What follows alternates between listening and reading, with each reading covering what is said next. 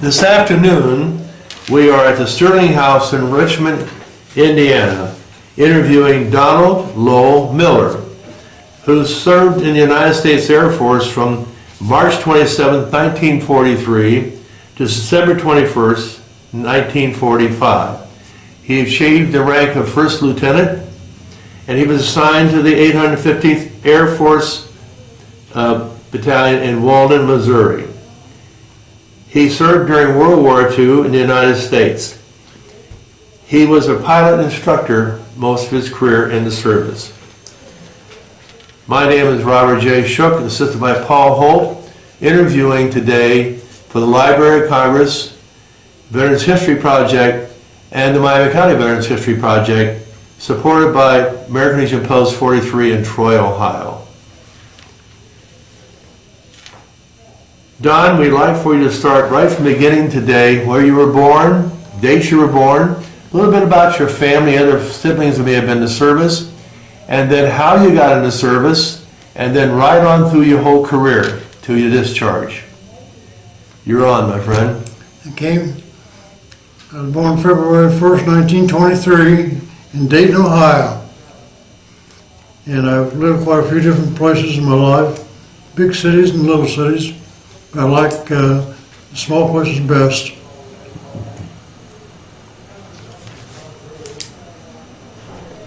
I'm just about out of words. Well, where did you go to school? And you went many different places to school then? I went to school in Eaton, Ohio. Okay. That's where I graduated from. Never got to college. I made an application to join the Air Force as an aviation cadet. So you enlisted in the Air Force? Yes, I did. Okay. I enlisted the last day the enlistments were allowed. Right after that, they froze the enlistments. Uh-huh. Well, tell us how you were inducted into the service then, and go right on from then through your basic training, advanced training, and so forth. Mm-hmm. You went into service, you were inducted where? At Fort Thomas, Kentucky? No, Fort Hays, Columbus, Ohio. Fort Hays, okay. Fort Hays. From there, I was shipped down to San Antonio to the classification center. And from the classification center, I was turned over to the pre-flight. Served 9 weeks there, and then went to the flight school, primary flight school. And that was in San Antonio also?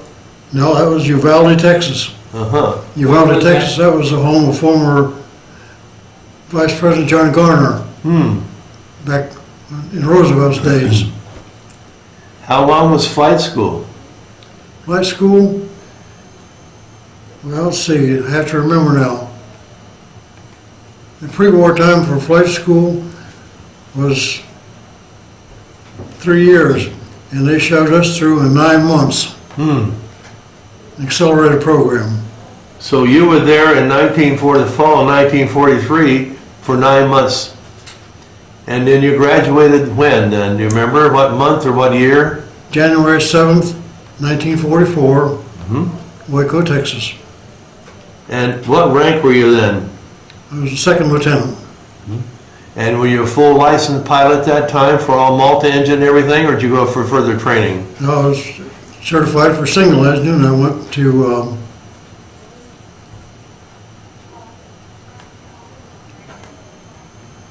can't think now what the Was it in Texas or was it some in Texas. Okay. Waco? Waco. And what did you do there? I'll take it back. It was Austin, Texas. Austin, Texas. Austin, Texas. That's where I flew the C-47s. That was what I call transitional training. You had some pictures of some airplanes here from training. Let's hold this up here.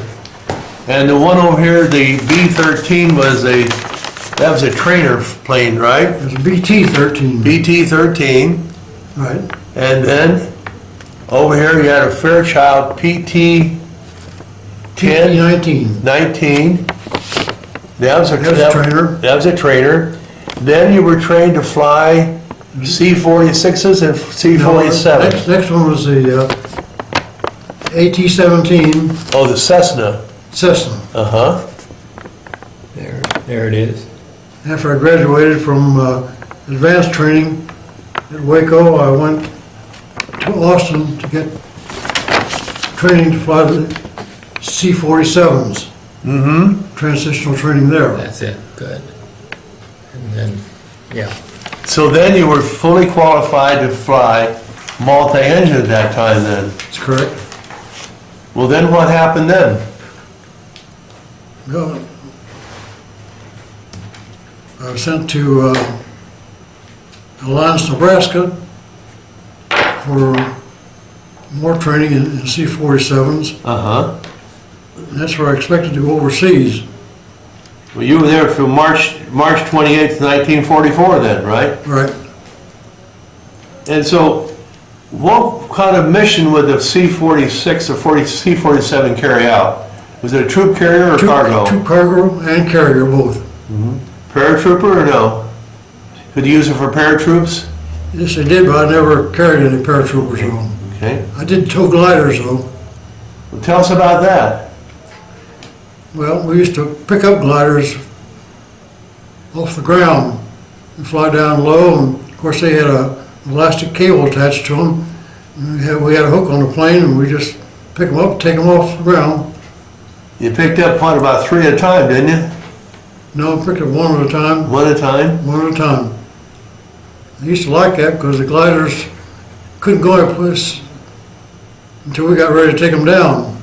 In other words, as long as we were up there, they had to stay with us because they didn't know where they were going. Well, then you cut them loose and they land on We their cut them own. loose over the home field where they could see the land. And those are the type of gliders they used on the invasion when they invaded Europe? Yes, Okay. they weren't some of the big ones, though. They used some bigger gliders that carried equipment in them. I never got into any of those. I think they carried, the biggest thing they carried in was a Jeep or something like that, wasn't it? Yep, some of them did. What was the name of the base that you were taking this glider training school? Glider training, that was at That was, you're still in Austin, Texas then? Austin, Texas, yeah. Thank you. Well then, you finished your training then at there, then what happened when you got through with your training? You were assigned to do what? You said you wanted to go overseas, but what happened? Yeah, I was supposed to go overseas. I was in the C-46s at that time, taking transitional training in those. Of course, then Japan folded up and the Air Force had no more use for me, so they cut me loose. Well, when did you become a trainer of pilots? Pilot trainer, that was in Malden, Missouri. So going back then, you've been even when you were at the C-47, so you were training pilots then too? Yes. Oh, okay. What would be involved training a pilot? Well, the first thing is you have to know your airplane. You have to learn your airplane, Okay. and what the airplane can do and what it can't do. Then you have to find out your own skills, your own limitations. What do you mean by what an airplane can do? What do you mean by that? What do you mean by when you say what an airplane can do?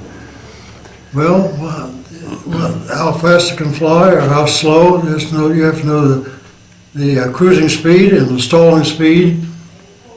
If you get down below the stalling speed, you're going to have a crash. And if you go too fast, try to go too fast, why, you use too much fuel. So you have to go in between there someplace. Well, how fast would they cruise? Well, the C-47, which is the plane I'm most familiar with, probably about 180 miles an hour. So they weren't real fast plane then? No. And so what kind of engines did they have on there? You remember? And Curtiss Wright Uh-huh. radial engines. Of course, this is way before the time of jet propulsion, wasn't it? That's correct. Way before.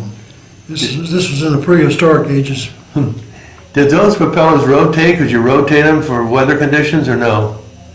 The propellers, were they rotating type? You could rotate, change the pitch of your propeller? Yes, you could change the pitch on those What would you do that for? to get more bite out of the air, to increase your lift. What was the most dangerous thing about flying these airplanes? Being careful not to approach your stalling speed. Well, at 180 miles an hour, where would they stall? What speed? Well, I've flown C-47s as low as 55 miles an hour. And it didn't stall? Yes, they did stall. Oh, they did, huh? And I flew one, I was showing up before a student one time. He asked me how still I could fly one. So I put the flaps down, the gear down. I started pulling the power back. And I got down to 55 miles an hour before the thing stalled. And the thing I forgot was I only had 1,500 feet of altitude when I started out. Man, I made a quick recovery on that one. Well, what you did, you mean you pulled it back up? Yeah, But, so there was just about 100 miles difference there. Variance is the only thing you had. That's the only window you had then, huh? Well, how'd they handle bad weather? Was it pretty stable or not? if you had de-icing equipment, they were fine. But sometimes the planes that we had weren't fully equipped. And they had me fly one time in freezing weather with a 1,500-foot ceiling and no de-icing equipment on the plane. I flatly refused to fly. They threatened me with court-martial. I didn't care about that because I was looking out for my crew and the passengers. Mm-hmm. In fact, there's about 3 times in my life I was threatened with a court-martial, but they never carried through with any of them, which proves that I was in the right all the time. Well, you didn't have de-icers on board then? This particular plane didn't. Okay. Most of them we did. And they were just electric wires in the wings, right? Of course, a lot of the planes we flew in those days were ones that they requisitioned from the airlines. They were airline passenger planes. So they were used planes then? Mm-hmm. Uh-huh. How big a crew did you carry on with you? Just a pilot, co-pilot, and the crew chief. And the co-pilot was the trainee? Not necessarily. Not necessarily. When you had a trainee on board, how careful do you have to be with when they handle the controls, for example? Well, you just had to make sure that they didn't go off the cliff or something. You had to follow through very closely and make sure they were doing what they were supposed to do. Did you have any incidents with some of your pilot trainees? Did you have any incidents with some of your pilot trainees you tell us about that were sort of scary? No, not really. Did you ever run out of gasoline or anything? Didn't have to land, emergency land? No, never did. Of course, here in the States, where we were on short missions, where we usually had full loads of gas to start out with, so we weren't in any danger of running short. So you didn't have to worry about that? Right, And so you didn't have to worry about anybody shooting at you to puncture your tanks or something? right. Well, then, so you spent your whole career then here in the States training pilots? That's right. Well, what else happened during this period of time? How, were you single, or were you married, or what? No, I was single at the time. Single? I didn't get married until after I got out of the Air Force. And tell me this, is that, how were living conditions in Malden, Missouri, for example? Was that a temporary camp or permanent? It was permanent. Permanent? Well, how were they have nice barracks and stuff, or not? Well, they're the standard wood barracks, 2-story? 2-story. Well, did they have a BOQ for you? Bachelor's Officer Quarter? Oh, yeah. Well, how was that? That's the same building though, 2-story? Yep. Okay. Well, did you have a permanent post there though? I mean, was it permanent from the standpoint, or was it just all thrown up real quick like temporary? Well, I never was on a permanent post, really. They were Okay, all that's what I temporary. thought. Yeah. Well, how was the food? Typical Army food. Well, what do you mean by that? Some good, some bad. But you ate in the mess hall with the troops then, Yeah, all together. How many people were on that post? I don't have any idea. How many were in your training company, you know that? You remember that, huh? Yep. Well, It's too long ago, I don't remember some of these things. well, did you have any fast friends from the service from there? Yep. Well, now, you were promoted to first lieutenant on March 23rd, 1945. And then you changed to C-46 Curtis training. Tell us about that. In Sterling, Missouri, Sedalia, Missouri. Right. It was supposed to be a bigger plane, would carry more troops. It was supposed to be used in the Pacific Theater. What kind of plane was this? Same one? C-46. C-46. C-46. But they were eventually placed rather quickly by C-54s, four-engine plane. Okay. Could you train for 4 engines? No, I didn't train for four. You weren't qualified for that one. Nope. Well then, how long were you stationed there at Sedalia? Until you got out in September, right? Mm-hmm. Well, then you got separated from the service in September 45. You went from Sedalia to Camp Atterbury outside Indianapolis, Right. and then what happened? They That's where we get discharged. discharged, and Said, we don't need you anymore, go home. so how'd you get home? Did you drive a car, get the train, or somebody pick you up? I think I took a train home. from Took a home. train from Indianapolis, okay. Now, you were in the reserve, but the reserve was required minimum amount of time, right? You weren't an active reserve at all? No. Okay. So as far as the military goes now, you're through with them, and your service is for 2 years, and you were a pilot primarily, training. Of course, the war ended while you were still training people. Now, when you came home, what did you do then? Went to work for my family in the grocery store. Well, who owned the grocery store? My father, Okay, tell us about that. well, he started the grocery in 1936, and it was a family business. All the family worked there, and that's where we made our living. We made a good living that way, and I liked the work. But I always had the ambition to fly, so that's why I decided I wanted to be in the Air Force. Okay. I was the only one in my family to fly. Well, now you're working for your dad. Did you get married now? Did you get married after you got back from home? They were right away or a while later? Well, let's see, got home in September, and I think it was next June I got married. Okay. And how many children do you have? 2, have a son and a daughter. Either one in the military? Either one in the military? No, Okay. Now, you stayed in the grocery business. Did you do anything else when you came back? nothing of note. Okay. And then you had a commercial license and multi. Did you ever use that? Never did. So that you could work for a corporation flying corporate planes, couldn't you? I could have, yes. Yes. Did you apply for it or not? No. Okay. The reason I didn't use it is my wife said she wouldn't marry a pilot. I wanted to be an airline pilot. And she said I wanted to be that, she wouldn't marry me. So I gave that up for her. So you were thinking about becoming that airplane pilot, huh? I see here that you said last time you piloted a plane was 1946 when you rented a PT-19 and took your wife and father-in-law for a ride. Tell us about that. On a grass field.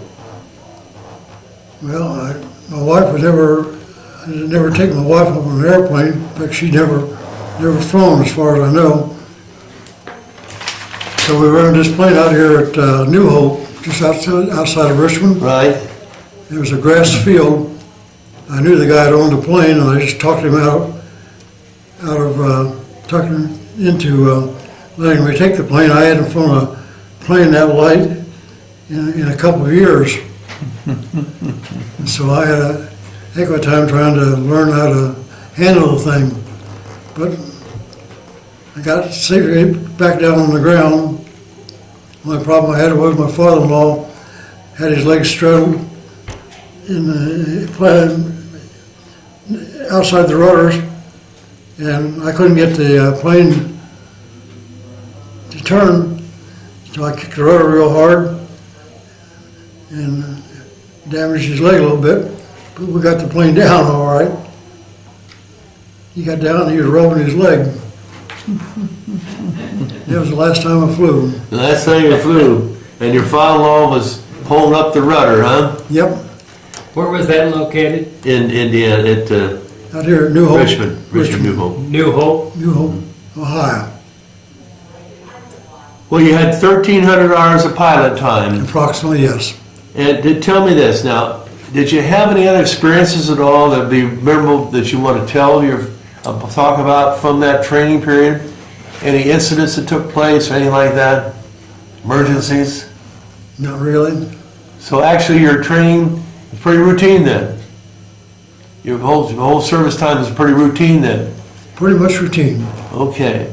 And did you go on R&R at all? Did you go to St. Louis or any Kansas City from when you were, did you get a chance to get passes, or did you stay in post all the time? What's that? Did you go off on furlough or pass for a weekend to St. Louis or Kansas City, and those things? No. Okay. Well, is there anything else you want to add to this? Yeah, I think that's about it. Well, what I'd like to say to you is that Yeah, we're going to show that. you wrote your history, your unit, so why don't you hold that up a little bit so we can see it.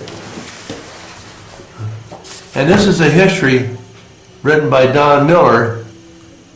Let us have it, Don.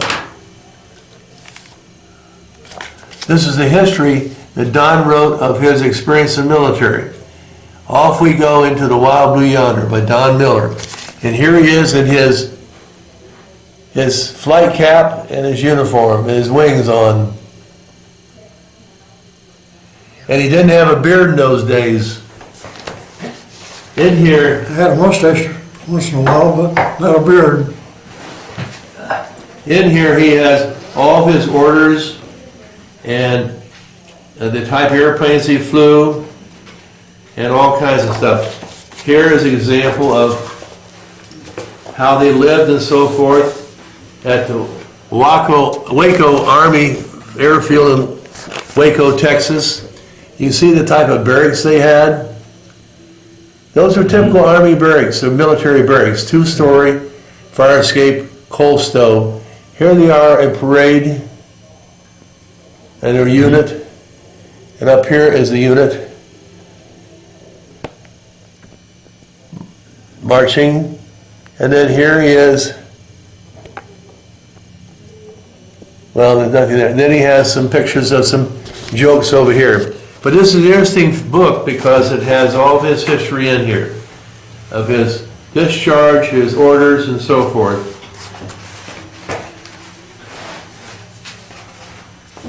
Here's where he was flying in a squadron formation, practicing for overseas deployment, but they never went. And then he said he talked about towing gliders. Here was him, an airplane towing a gliders.